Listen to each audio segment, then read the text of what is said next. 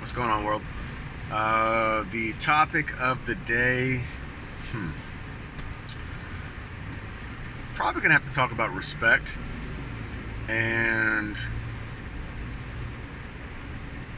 yeah, respect and pressure. I would kind of more along gauge this towards respect.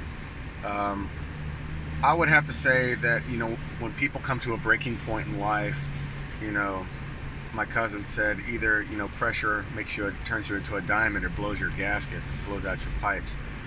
Um, you never want to discard somebody's feelings.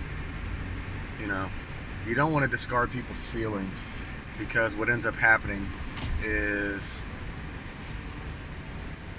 it will create a meltdown with whoever it is that you're dealing with. It'll cause a systematic breakdown where you have people that suppress their feelings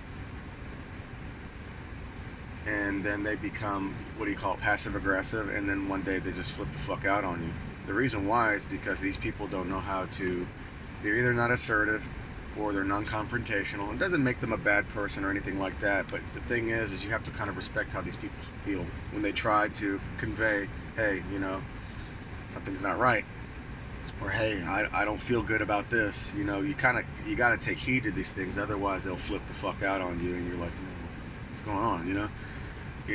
It's kind of the same thing. It's like you never want to kind of suppress somebody's feelings. If they're telling you that they feel some kind of way, you can't suppress them like they're some kind of mute, or act as if their feelings don't matter. You need to address their feelings.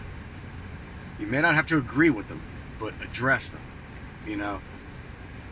Take note. Okay, what can I do to fix this problem? And you move on. I think this is a very key feature in systematic breakdowns in all relationships is communication. Always address somebody's feelings, even if you don't agree with them. That'll be cool.